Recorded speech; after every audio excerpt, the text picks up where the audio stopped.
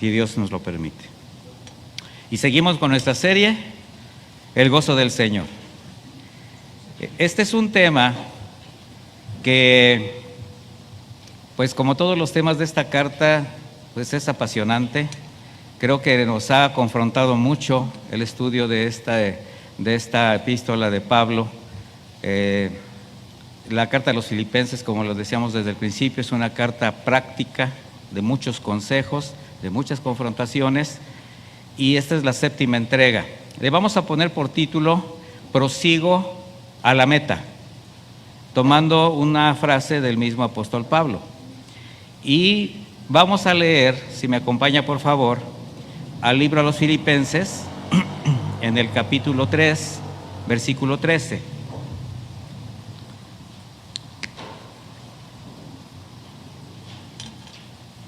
Estoy leyendo la versión Reina Valera actualizada. Me sigue por favor en la versión que usted traiga. Dice de esta manera, ¿ya lo tiene? Hermanos, yo mismo no pretendo haberlo ya alcanzado, pero una cosa hago, olvidando ciertamente lo que queda atrás y extendiéndome a lo que está delante, prosigo a la meta, al premio del supremo llamamiento de Dios en Cristo Jesús. Vamos a dejar ahorita hasta ahí. Pablo ahora muestra dos virtudes esenciales para el caminar cristiano: la fe y la perseverancia. O sea, para poder caminar hacia adelante y ver, proseguir, tener un objetivo, tenemos que perseverar en la fe y tener mucha paciencia, una firmeza completa, porque el camino no es fácil. ¿Sí sabe usted que el camino no es fácil? Estas virtudes, mis hermanos, a lo largo de la historia, muchos siervos de Dios las han hecho evidentes, a pesar de sus imperfecciones. Estoy hablando de imperfecciones personales, carácter, situaciones, y todas esas experiencias que el Señor permitió, situaciones por las que debieron pasar, porque todo lo que pasamos, todo lo que sucede es algo que el Señor ya tiene previsto, ya lo sabe. Por ejemplo, Moisés, durante 40 años por el desierto, con todo el trabajo que tenía, la presión, la rebeldía del pueblo. ¿Sabía usted aproximadamente cuánta gente salió de Egipto? Se habla de 1.400.000 personas. O sea, no salió con una congregación de 50, de 100, de 200, no. Estamos hablando de lo que podría poblar la ciudad de León en un momento dado. Una cosa impresionante. De tal manera que ahora imagínese a un pueblo con muchas necesidades, pero también con muchas necedades, porque usted conoce la historia. Bueno, él nunca pensó en renunciar a su llamado, ni hacer de lado la tarea que le fue encomendada. Yo me pongo a pensar que cualquier otro hubiera dicho al pueblo, pues ya que tanto protestan y extrañan su vida pasada, pues regrésense. O sea, yo ya estoy harto. ¿No le ha pasado así? Que de repente usted dice, bueno, con tanta necedad, pues ya, regrésate, ya vete, ya haz algo, pero no deja de ser rebelde, deja de moler. Bueno, oiga, decirles, la verdad, no puedo ya con ustedes. ¿Qué le hizo sostenerse? Su fe. Y fortalecerse en el Señor para seguir adelante. O un hombre como José, que a pesar de todo lo que experimentó desde que fue vendido como esclavo por sus hermanos, recuerde las agresiones, la difamación de la esposa de Potifar después de que ella lo quiso seducir, el injusto encarcelamiento, el haber sido olvidado ahí por años. Bueno, él perseveró hasta el final sin guardar en el corazón ningún resentimiento. Antes, al contrario, recibe a sus hermanos con amor, entendiendo el plan de Dios. O el mismo Pablo, quien escribió esta carta, cómo en medio de toda circunstancia fortalecía su fe, su confianza en Dios, y fue precisamente, fíjese, en la cárcel de Filipos, cuando se encontró preso con Silas, porque este testimonio en cuanto a Pablo de decir, evidentemente dejo todo atrás, es porque los filipenses fueron testigos cuando Pablo y Silas fueron encarcelados. No murmuraron, no se desanimaron, no se quejaron, tampoco pensaron en renunciar. Estando presos en esa mazmorra terrible, lo que hicieron fue adorar, alabar al Señor, seguros de su llamado. Permanecieron firmes, confiando en su fidelidad. ¿Y qué hizo el Señor? Responder. ¿Por qué? Porque estaban comenzando una fase del ministerio muy importante. Recuerde que la ciudad de Macedonia, Filipos, de esa región, fue donde se plantó la primera iglesia cristiana en Europa. De tal manera que Pablo de entrada fue probado como para decir, mira, ¿a qué te vas a enfrentar? Si nos detenemos un poco a reflexionar sobre el camino de la fe, vamos a ver que como cualquier otro camino, las adversidades siempre estarán presentes. La diferencia va a ser en las reacciones y las respuestas que demos. Y estas van a ser según nuestro carácter, intenciones del corazón y la fe que nos sostiene. De ahí va a depender su respuesta, mi hermano. Piense cómo reacciona usted ante las circunstancias. Porque así es como vemos que hay quienes las enfrentan con valor, con paciencia, con mansedumbre, con sabiduría. Se presentan circunstancias y asumen su posición de fe, la condición espiritual en la que están, les hace crecer, lo entienden y su actitud bendice a los que están a su alrededor. Pero hay quienes niegan las circunstancias, o sea, se hacen como que no las entienden, son ajenos y prefieren huir de ellas. Son los que minimizan los problemas aunque sean del tamaño del mundo. Están también los que se desaniman, los que se rinden, los que se vuelven atrás. O también quienes en todo ven agresiones y se amargan el alma porque todo les es carga. Son diferentes formas de reaccionar. Estoy hablando a la iglesia, mi hermano, porque estas reacciones son humanas, pero finalmente, ¿cómo reaccionamos nosotros cuando entendemos el proceso por el cual el Señor dice que tenemos que pasar? Y además en medio de sus promesas, y además con las evidencias de su cuidado cada día. Hablamos, gracias Señor porque tus misericordias son lindas, son nuevas cada mañana, y me sostengo de tu diestra, y yo creo en ti, y todo. ¿Sí lo decimos o no? Y empieza tantito a levantarse una tempestad, y ya estamos queriendo ver a Jesús en la barca para despertarlo. La razón de tan diversas reacciones está en lo que guarda tu corazón. Y eso es lo que nosotros tenemos que analizar. ¿Qué hay en mi corazón? Porque para caminar la carrera de la fe, mis hermanos, se requiere de una profunda convicción, una absoluta confianza en la fidelidad de Dios. ¿Quién tiene una absoluta confianza en la fidelidad de Dios? Vea lo que está diciendo, porque eso tendría que hacerle tener paz siempre.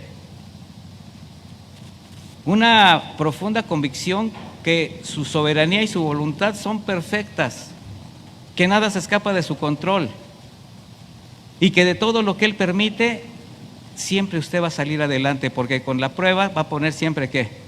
Una salida, donde usted va a salir fortalecido, si permanece en la fe.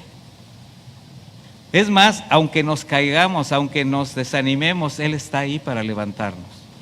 Nunca está el Señor pensando, si se desanima, se cae y lo dejo. No, mi hermano, no, siempre el Señor está pensando en algo para que nosotros sigamos adelante.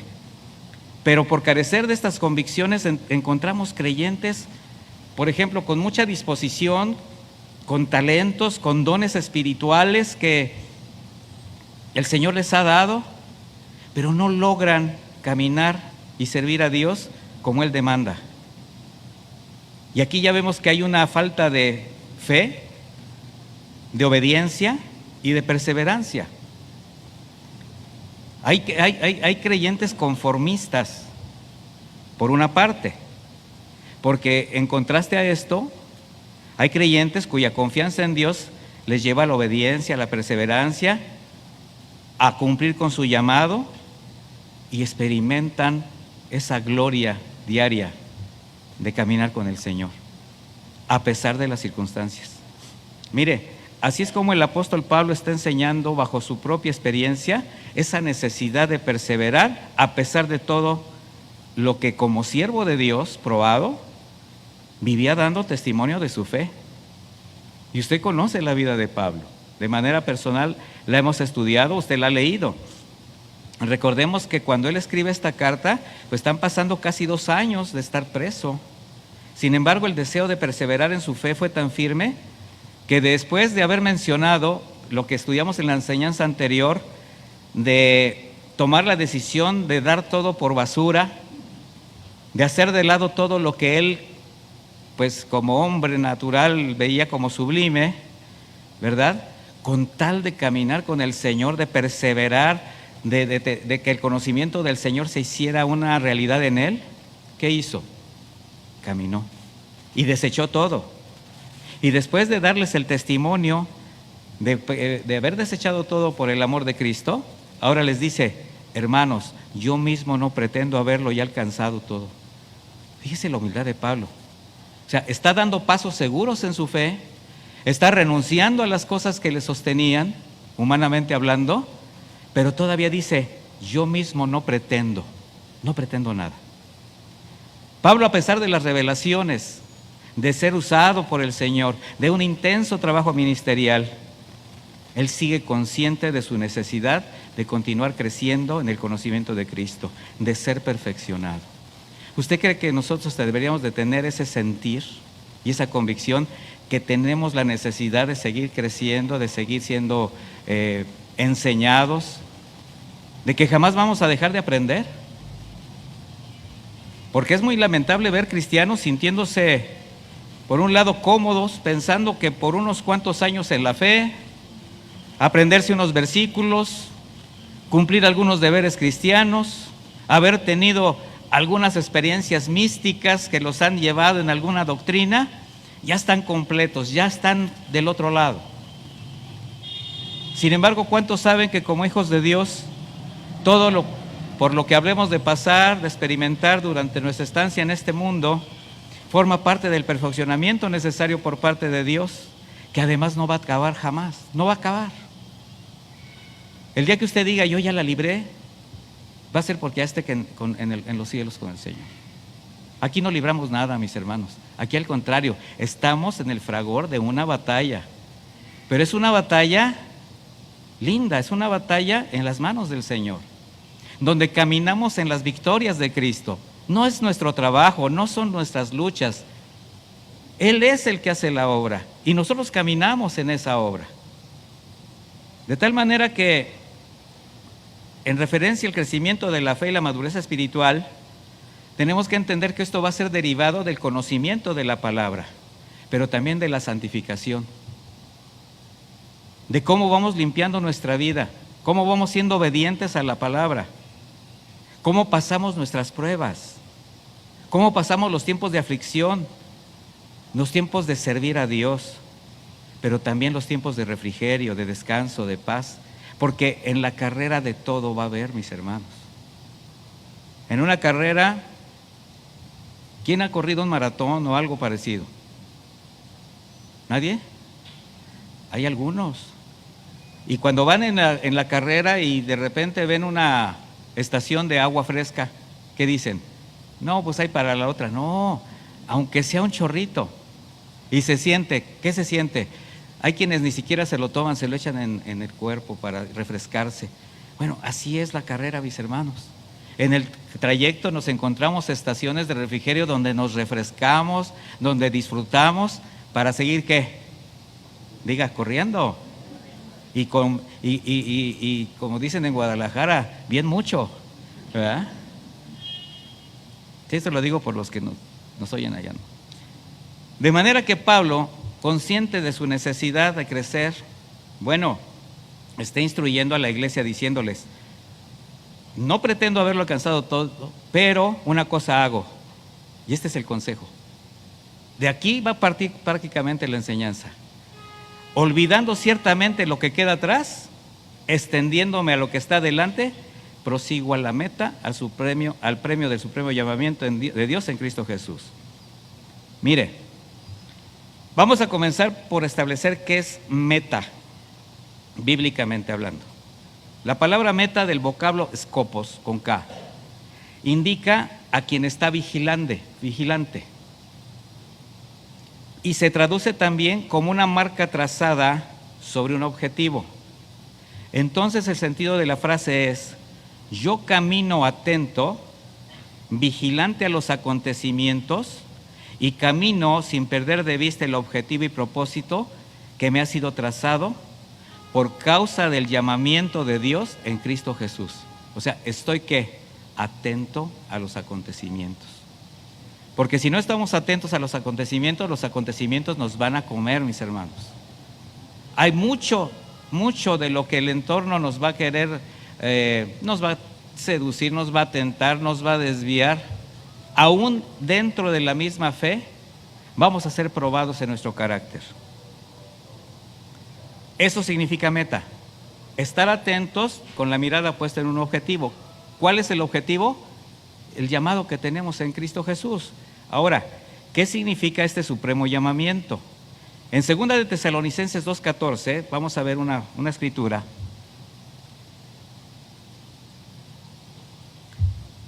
Segunda de Tesalonicenses 2:14 dice: para esto los llamó Dios por medio del evangelio que nosotros anunciamos. Dice, para esto, para que lleguen a tener parte de la gloria de nuestro Señor Jesucristo. Fíjese, fuimos llamados para finalmente ser glorificados. ¿No le da gusto? Ahora, estamos hablando entre el llamado y la glorificación hay un trayecto impresionante, pero para eso fuimos llamados. En 2 de Timoteo 1:9, dice así: fue Él quien nos salvó y nos llamó con santo llamamiento, no conforme a nuestras obras, sino conforme a su propio propósito y gracia, la cual nos fue dada en Cristo Jesús antes del comienzo del tiempo. O sea, toda la obra, ¿de quién es? De Jesús, mis hermanos. El llamado, el caminar, o sea, la manera como nos tenemos que conducir, la santificación por medio del Espíritu Santo. Pablo fue fiel a Jesús hasta el final de sus días, porque su meta, su objetivo fue glorificar a Dios con su vida y con su muerte, cuando dijo: para mí el vivir es Cristo y el morir es ganancia. Por eso cabe destacar la importancia de la frase: olvidando lo que quede atrás. Mi hermano, qué importante es olvidar lo que quedó atrás. ¿Cuántos realmente han olvidado lo que está atrás, lo que ya vivieron, lo que ya experimentaron, lo que ya sucedió? ¿O lo tienes en el presente constante y te está causando problemas todos los días? A eso se llama rencor, a eso se llama falta de perdón, a eso se le llama amargura. Pero quien olvida y deja todo atrás, lo va a dejar de manera espiritual, porque tienes ahora otra forma de vida ganada por Cristo en la cruz. De manera moral, porque ahora tus pensamientos no son tus pensamientos, sino que tienen que ser los pensamientos del Señor. Tendrá que ser lo que el Señor está poniendo constantemente en tu vida. Tendrá que ser el resultado de tu santificación. Y eso te va a llevar a cambios evidentes, físicos. ¿Por qué? Porque el Señor te está cambiando totalmente el esquema de vida. Está trabajando desde lo más profundo de tu ser, espiritualmente, está cambiando tu manera de pensar y de vivir, y eso te permite experimentar la bendición que es dejar todo atrás. Todo es aquello que te hacía sentir muy importante. Pablo dijo: yo lo dejo por basura. Aquello que te hacía sentir que podías valerte por sí mismo, que tus recursos lo eran todo, tus fuerzas, tu conocimiento. El Señor te está diciendo, eso no te cuenta para nada. A partir de que tú me conociste, vas a comenzar las lecciones de vida que te van a llevar a terminar la carrera. Haber desechado todo aquello que Pablo dio por basura le permitió experimentar la bendición de un pasado perdonado, la realidad del propósito de su presente y la esperanza de un futuro glorioso, porque ya había dejado todo atrás. Ya no tenía nada que lo atara a un pasado que finalmente solamente le podía causar problemas, en muchos sentidos. ¿Y qué cree? Lo mismo es para todos nosotros. La pregunta es si usted ya dejó atrás todo aquello. Eso que venía arrastrando quizás desde su niñez. Mire, hay quien ya como creyente, ya como cristiano, dice, es que yo soy así porque pues así me trató mi papá. Mi niñez fue muy terrible. Mi esposo, mi esposa, o sea, según en la condición que platiquen, o sea, esto lo escucho en consejería constantemente, siempre refiriéndose a lo que les pasó. Le digo, hermano, hermana, pero con todo respeto, ¿en dónde está entonces su nuevo nacimiento? ¿Dónde está la nueva criatura que dejó todas las cosas? ¿Qué dice? Todas las cosas, ¿dónde quedaron? ¿Y todas son hechas? Entonces, si usted es cristiana, sí, pastor, aleluya, gloria a Dios, qué bueno.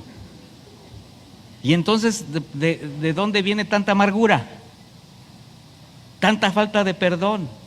Y no disfrutar tu presente, porque te espera la gloria del Señor. Para hacer testimonio a los que te ven. Miren, ahí viene la que era amargada. Le presento a uno que estaba amargado. Oye, pero pues ahorita lo veo muy contento. Sí. Que hablen en pasado. Pero mira, te presento al rencoroso, al vengativo compulsivo, que todo lo trae, que no se da cuenta que Dios realmente lo libertó. Porque olvidar lo que queda atrás, mis hermanos, representa hacer morir la carne, porque todo forma parte de la carne, despojándose de todo lo que llegó a gobernar nuestra vida, renunciar al pecado que todavía te hace voltear los ojos al mundo. Es dejar atrás toda condenación por las obras del pasado. Hay quien dice, bueno, lo que pasa es que yo fui tan mala, fui tan malo, que yo sé que Dios me perdonó, pero yo no me puedo perdonar. Fíjate qué falsa humildad. O sea, te sientes mejor que Dios, porque Él ya te perdonó, pero tú dices, yo no me puedo perdonar. O sea, tú eres más santo que Dios. ¿No resulta absurdo? Entonces, si Dios ya te perdonó, ¿tú qué tienes que hacer? Simplemente gozar del perdón del Señor, de haber sido libertado de tantas cadenas de amargura. Ahí está, parece novela. De tantas situaciones que te tenían preso, literal, anímicamente, socialmente, familiarmente. Pero solamente va a ser posible si hay convicción de la soberanía de Dios, de la obra que está haciendo en tu vida, que todo tiene bajo control, que su voluntad es perfecta. Eso te hace apropiarte de la gracia de Jesucristo. Y solo así podrás dejar lo pasado, mirar adelante y perseverar confiando en Él. ¿Qué va a evitar que tengas una vida plena? Dime qué lo va a evitar. Di, yo lo puedo evitar. Si soy desobediente, si no le creo a Dios, si sigo con que no, pero es que tú me hiciste, no, pero es que tú esto, no. Oh, pues. A esos son los que se están regresando a Egipto a cada rato, mis hermanos. Al Egipto de sus tinieblas. Porque debido a la condición del alma, fíjese lo que voy a decir en este momento. Debido a la condición del alma se recuerda con mayor frecuencia lo que nos hizo daño o lo que nos causó placer. Es decir, lo inútil. Estoy hablando como obra de la carne. O sea, tú estás recordando normalmente lo que ya fue perdonado, lo que el Señor ya lavó, pero lo sigues trayendo a la memoria. Estás pensando, estás viviendo lo que queda atrás, lo que te hace tropezar, heridas, ofensas, desórdenes de la vida pasada, pecados que todavía condenan. Y no nada más los tuyos, estás señalando lo de los demás. Los estás metiendo a tu mismo carril. Relaciones que te dañaron y que aún ejercen alguna presión emocional. Todavía hay eso de que, ay no, pero es que me hiciste, perdón, ya. A veces parece como que me desespero acá arriba, pero no me desespero. Pero ya. Rencor, tristeza. Ahí viene un hijo de Dios. Ay. Mis hermanos, esos anhelos del corazón que nos hacen voltear, aunque sabemos que no son gratos a Dios. La misma condición del corazón del pueblo de Israel después de haber sido rescatado de la terrible opresión en Egipto. Fíjese, después de haber sido rescatados con milagros, después de que el Señor les procuraba todo alimento, después de que tenían todo el vestido, sustento, había frío, una columna de fuego, había calor, una nube placentera. El Señor les daba maná del cielo, el Señor les procuraba agua de la roca, todo les daba gratis. Diga gratis, gratis. Y mire lo que dijeron en Deuteronomio 11:5.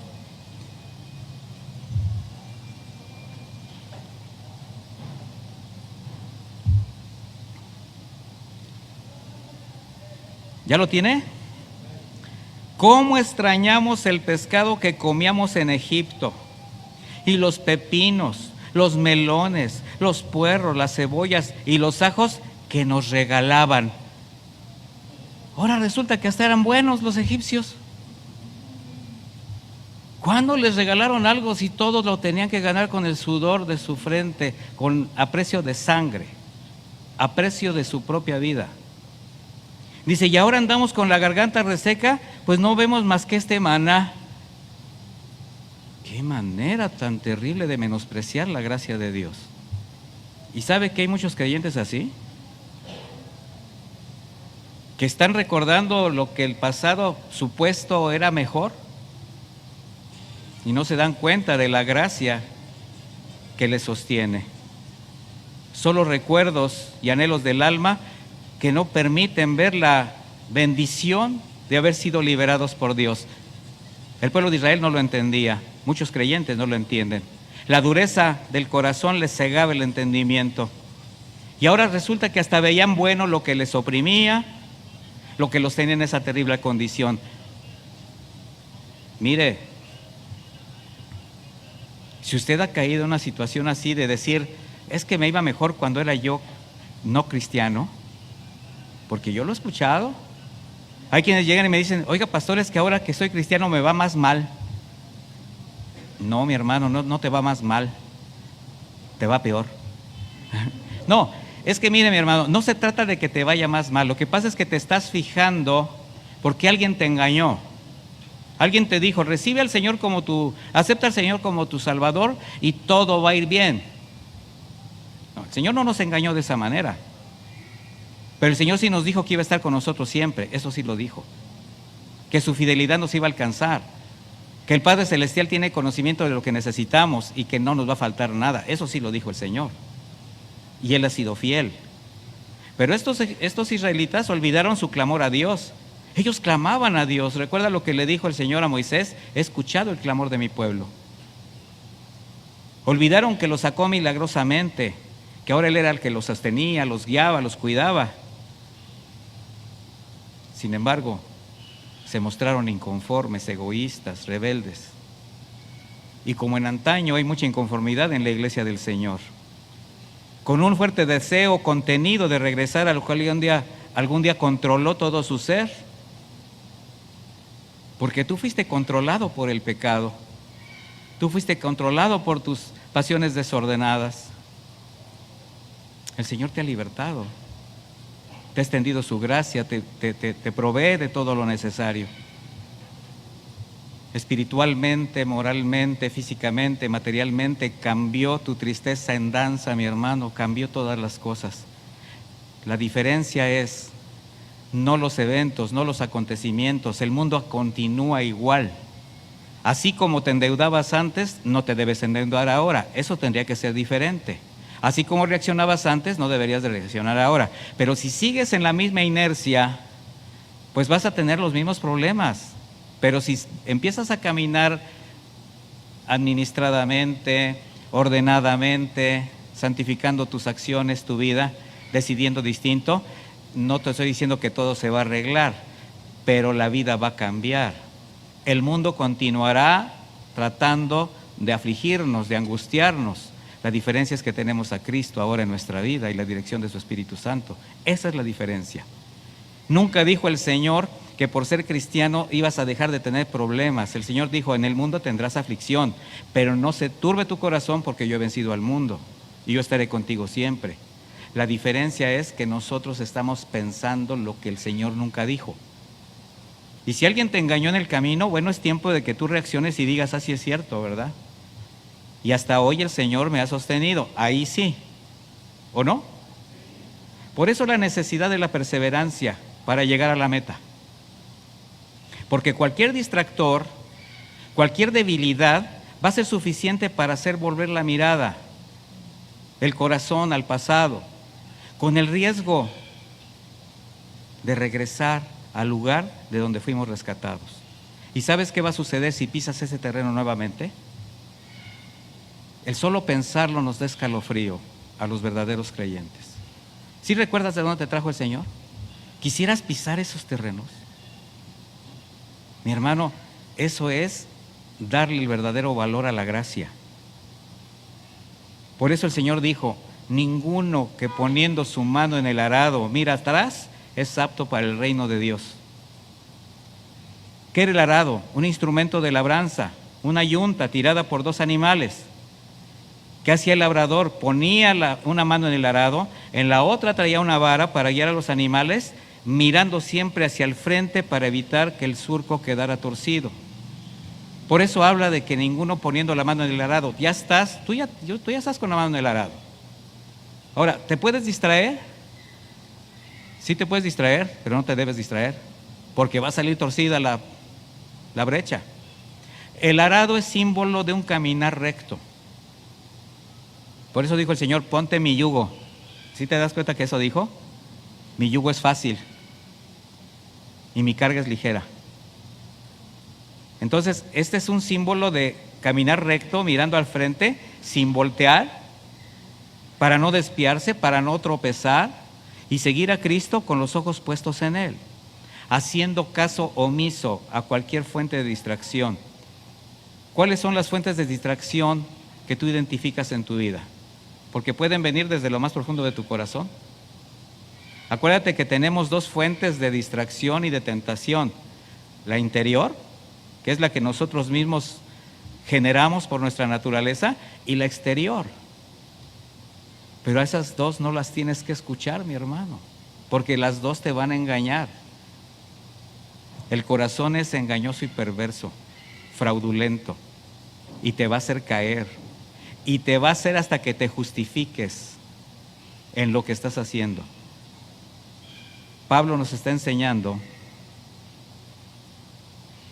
la necesidad de perseverar ante los obstáculos del camino. Que toda la atención, el corazón y su mirada estaban puestas en el objetivo. De manera, dice, que olvidando lo que queda atrás, me extiendo hacia adelante. ¿Qué dejó atrás? Todo. Y vaya que él tenía, ya lo leímos la semana anterior, lo estudiamos, mucho al que renunciar, y lo dio por basura. Así como el deportista que invierte muchos años, hace rato hablaba de un maratón. Para llegar al maratón son años de ejercicio, son años de sacrificio, capacitándose, cuidando la alimentación, privándose de todo lo que pueda mermar su fuerza para alcanzar un premio. De hecho, un deportista puede fracasar constantemente antes de lograrlo. No estoy hablando de la selección, estoy hablando de deportistas. Porque su esperanza está en el galardón, está puesta ahí, la corona, la medalla. El deportista quiere una medalla, sabiendo que el fruto de tanto esfuerzo, su dedicación y perseverancia será premiada algún día, y que al llegar a la meta, la satisfacción y la felicidad van a ser muy grandes. Pablo lo dijo de esta manera en 1 Corintios 9:24. Acompáñeme, por favor.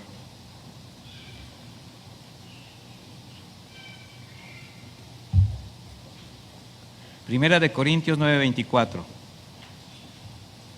¿Ya lo tiene? Dice: ¿acaso no saben ustedes que, aunque todos corren en el estadio, solamente uno se lleva el premio? Dice: corran pues de tal manera que lo obtengan. Todos los que luchan se abstienen de todo.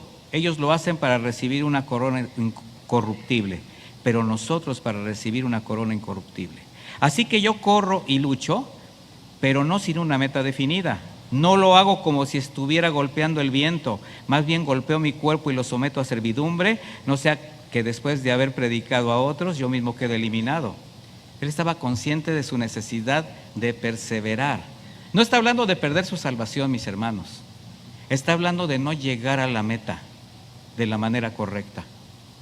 Él sabía que tenía que cuidar su testimonio, tenía que sacar adelante su vida conforme a la voluntad de Dios. Así es como nos deja ver el premio del supremo llamamiento de Dios. ¿Quién es? Jesús mismo, mis hermanos. Y que fortalecidos en Él, entonces debemos perseverar, avanzar, porque no hay mayor riqueza cuando llegues a la meta que haber conseguido estar con Él. Ese es nuestro supremo llamamiento.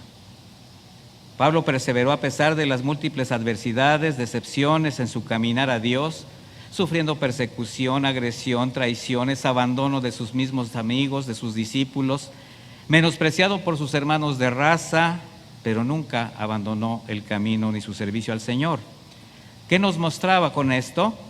Que seguir a Jesucristo, ser un verdadero discípulo, implica esfuerzo, implica sacrificio, implica perseverancia. Y los obstáculos y la oposición forman parte del camino. No nos debe extrañar.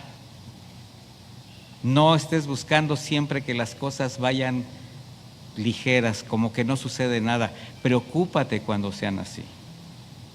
Eso no significa que no vas a tener los tiempos de refrigerio, los tiempos de bonanza, los tiempos donde vas a poder establecer ciertas cosas en tu vida que te hacen sentir bien y es correcto, disfrútalas mucho, pero con sabiduría. En el versículo 15, estamos en Filipenses 3, continuemos. Dice: así que todos los que hemos alcanzado la madurez, pensemos de este modo. A ver, ¿quiénes han alcanzado la madurez? ¿Ya ven? Eso es honestidad, pero no se trata de quedarnos sin alcanzarla. Por eso dice: todos los que hemos alcanzado la madurez, pensemos de este modo. O sea, tienes que tener la certeza de lo que estamos estudiando, de la necesidad de fortalecernos en la fe, de perseverar, de caminar ante todas las cosas que se vayan presentando. Dice: y si piensan otra cosa, también eso nos lo revelará Dios. En todo caso, sigamos fieles a lo que hemos logrado. De manera que quienes desarrollando su fe han alcanzado madurez, dice Pablo, sigue un mismo pensamiento, un mismo propósito. Ya tienes la revelación, ya sabes, tienes el conocimiento. Mis hermanos, nosotros podríamos argumentar ignorancia. ¿Usted qué cree? ¿No? Pero todavía dice Pablo, pero si alguno piensa distinto, a su tiempo va a ser revelado por el Señor. Y le voy a decir por qué lo dijo. Porque también siempre hay quienes, por un alto concepto de sí mismos, creen saberlo todo, que han alcanzado todo, y bueno, eso también los hace que se desvíen de la fe. Empiezan a perder la brújula, pierden el propósito de formar parte del cuerpo de Cristo. Y esto afecta la paz interior, la paz en su casa y la paz en la iglesia. ¿Por qué? Porque ellos mismos están pensando tener la razón en todas las cosas. Pablo está hablando alcanzar madurez, pero conforme a lo que dice la Escritura. No la madurez que algunos piensan que ya la tienen porque así creen. Hay quien dice, es que a mí el Señor me lo revela, a mí personalmente. Eso dice la palabra, pero el Señor me habla. ¿Quién piensa así? Sería absurdo. El Señor no nos habla de esa manera. El Señor dejó establecida la palabra profética más segura, ¿para qué? Para que nos basemos en ella para nuestra vida cristiana. Y como Dios todo saca a la luz, intenciones del corazón, bueno, a su tiempo va a ser revelado a todos la verdad. Mientras tanto, el consejo, ¿cuál es? Continúen siendo fieles sin descuidar lo que como iglesia han estado avanzando. O sea, siempre va a haber algo que te quiera detener. Deja que el Señor sea el que revele la verdad.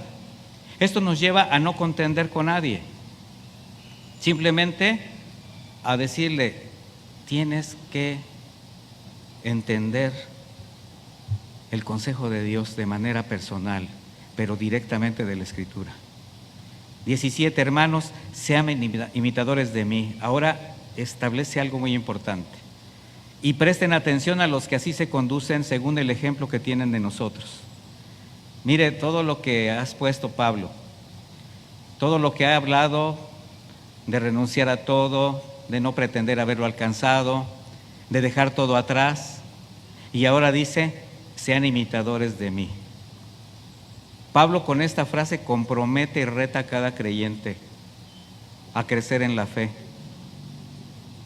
¿Usted cree que esta condición de Pablo de decirle a los demás, imítenme, era solamente una condición para Pablo o para todos? Es para todos, mi hermano. Entonces usted mismo medite. Usted podría decirle a los demás, sé imitador de mí. Porque dice, y presten atención a los que así se conducen, según el ejemplo que tienen en nosotros. ¿Considera que su vida es un ejemplo de bendición, de edificación para los demás, para los que lo ven? Eso es lo que Pablo quiere que nosotros expresemos. Pablo está expresando a la iglesia ser imitadores de él y de quienes así se conducen, considerando que el modelo para todos es Jesucristo. Él en otra ocasión dijo, sean imitadores de mí como yo soy imitador de Jesucristo. Porque de ahí va a depender tu calidad moral, tu santidad. Y de ahí también va a depender la calidad moral espiritual de la iglesia, del testimonio que demos hacia los que no conocen al Señor. Ahora lea lo que viene en el versículo 18. ¿A dónde nos lleva Pablo? Por eso acabo de comentarle esto. Dice, porque muchos andan por ahí. ¿Cuántos? Muchos. Y si antes eran muchos, ahora son remuchos. Dice, de quienes les hablaba muchas veces, y ahora lo digo llorando, que son enemigos de la cruz de Cristo. El fin de ellos será la perdición, su Dios es su vientre, su gloria se halla en su vergüenza, y piensan solamente en lo terrenal. ¿De quién estaba hablando? De quienes diciéndose creyentes siguen viviendo en las condiciones mundanas como si no conocieran a Cristo. Y está advirtiendo a la iglesia sobre los peores enemigos del Evangelio. Y no está hablando precisamente de los incrédulos, No está hablando de los religiosos, de los detractores que mataron a Jesús y lo tenían preso en ese momento, no.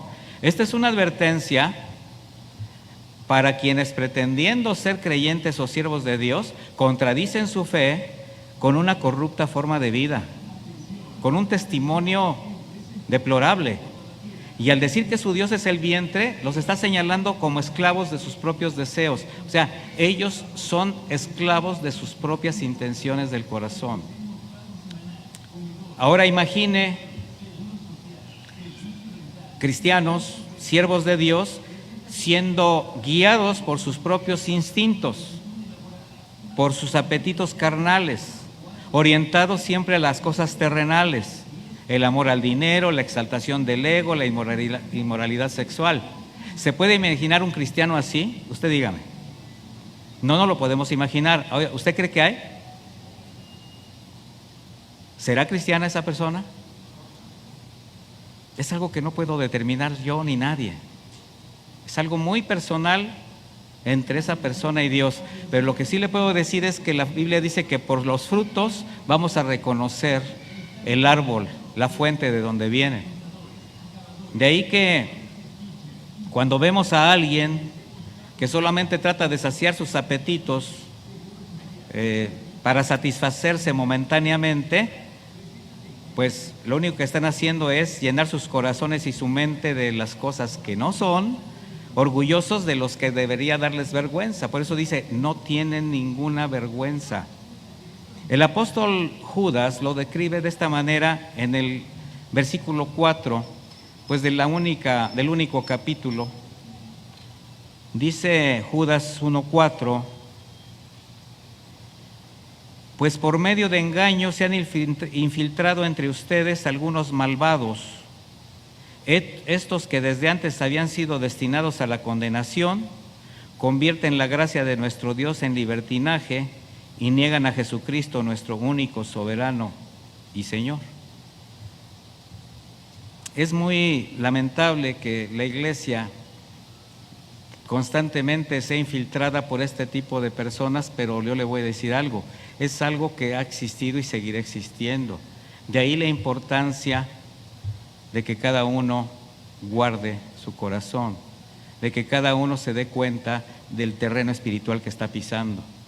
Todas estas son advertencias, mis hermanos, porque lo que hace el Señor, lo que hicieron los apóstoles en sus cartas postreras, fue precisamente advertir sobre la presencia de este tipo de personas, que como la cizaña y el trigo crecen juntos, también en la iglesia van a crecer juntos. ¿Y sabe solamente cómo los vamos a identificar? Por su fruto. ¿Sí saben lo que es la cizaña? Es una planta que se parece totalmente al trigo, es idéntica. Pero llega un tiempo del que el trigo lo que hace es dar su fruto y la cizaña sigue nada más creciendo hacia arriba como una varita seca. Por eso cuando en aquella parábola dice, hay cizaña, la corto, no, porque te puedes llevar el trigo, te puedes llevar lo bueno, espera el fruto. Y cuando veas el fruto, ahí corta. ¿Y quién crees que es el que va a cortar? ¿Quién es el que tiene el hacha? Es el Señor. El Señor conoce nuestros corazones. Él sabe quién es su pueblo, quiénes son sus hijos, quiénes son los que obedecen, los que le honran. Malos obreros del Evangelio, que han encontrado en la iglesia una fuente de ganancia deshonesta. Falsos creyentes que solo encuentran un medio para justificar una fe inexistente. A eso se refiere. Pero ahora vaya conmigo al 20, versículo 20. Vea cómo nos va llevando Pablo de la mano a hacer un contraste, una diferencia entre unos y otros. Versículo 20.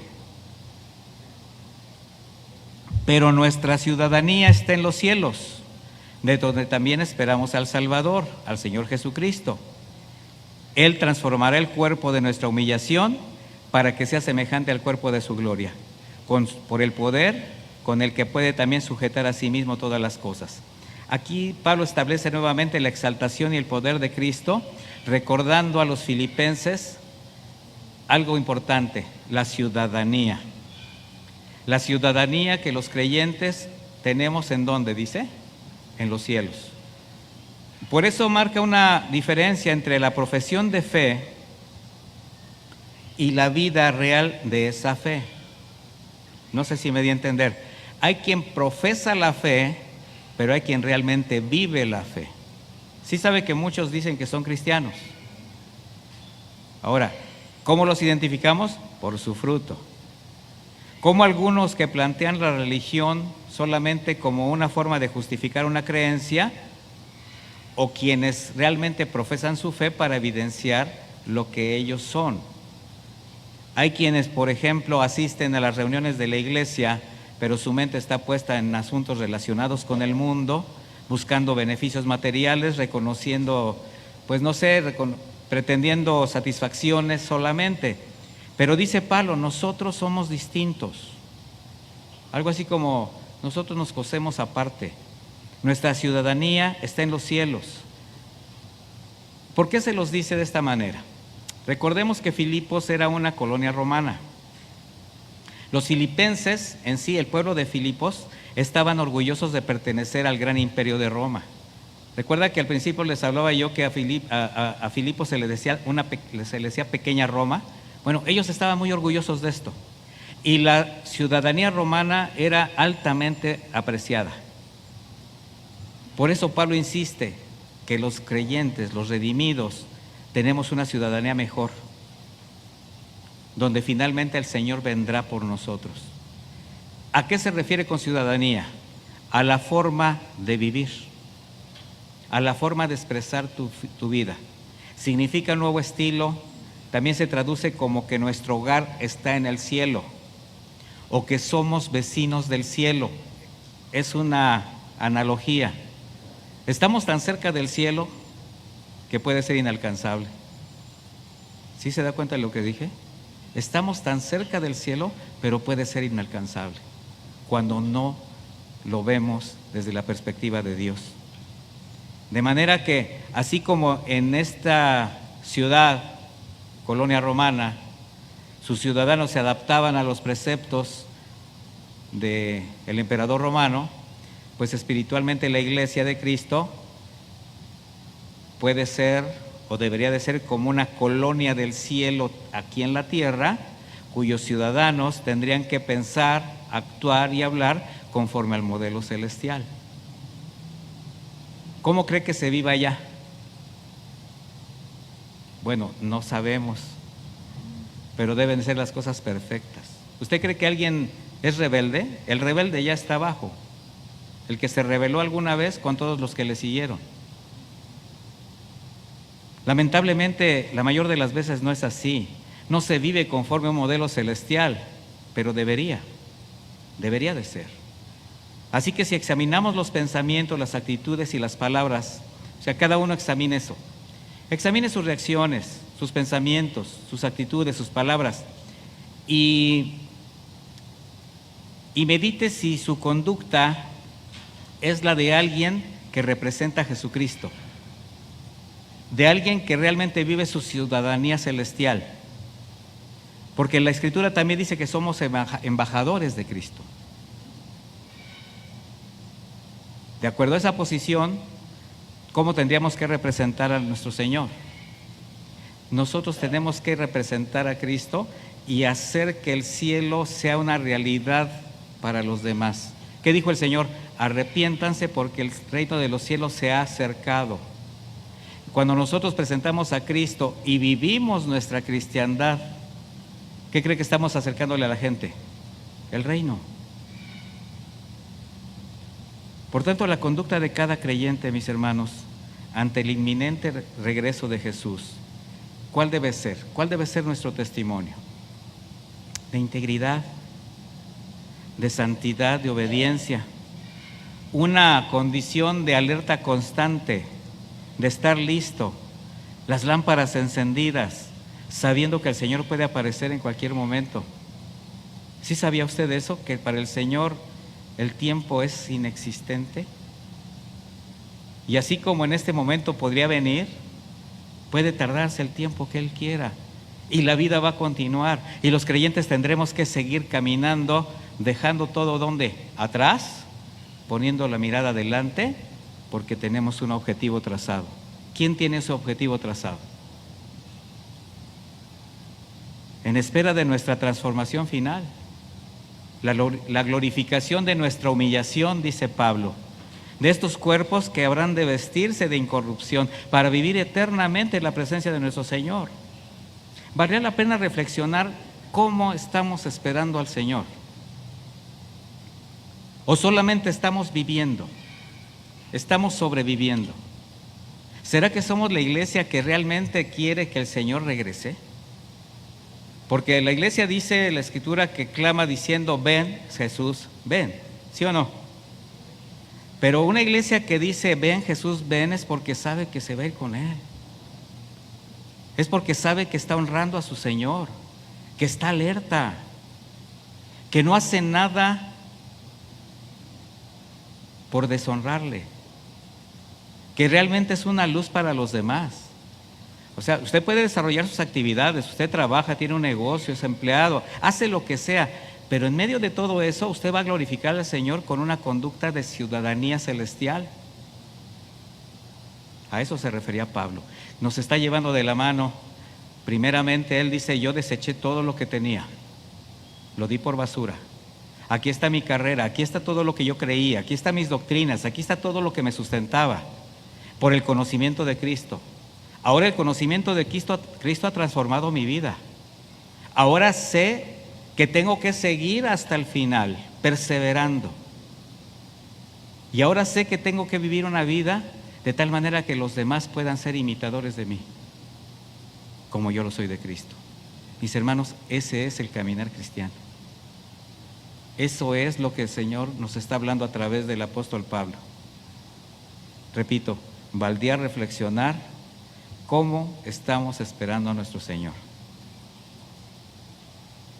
Quiero pedirle que me acompañe a orar y que en medio de esta reflexión que hagamos, usted examine su corazón, mi hermano. Examine su corazón, de qué manera usted ha estado dejando las cosas atrás, las cosas que le mantenían sujeto a pasiones, sujeto a las situaciones que finalmente solamente le trajeron conflicto en su vida. ¿Cómo está dejando atrás esos sentimientos que le pueden seguir lastimando? ¿Cómo su alma ha sido prosperada? ¿Cómo va caminando conforme el Señor le va mostrando su voluntad? Y con docilidad, mi hermano, con docilidad, sabiendo que no hay más allá de lo que el Señor establece. Caminar en Él.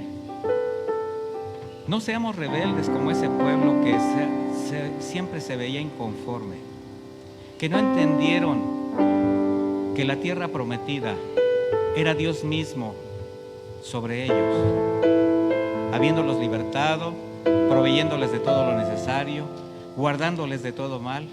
Y para nosotros es lo mismo, mis hermanos. Después de haber sido salvos, después de haber sido libertados de la ira venidera, de ese terrible destino que estábamos todos ya como una marca,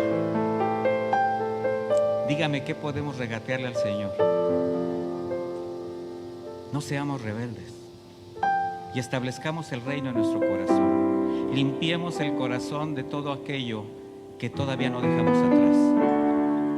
Limpie su corazón, mi hermano. Permita que el Espíritu Santo sea el que, al hacerle los señalamientos, las demandas, usted solamente le diga: sí, Señor.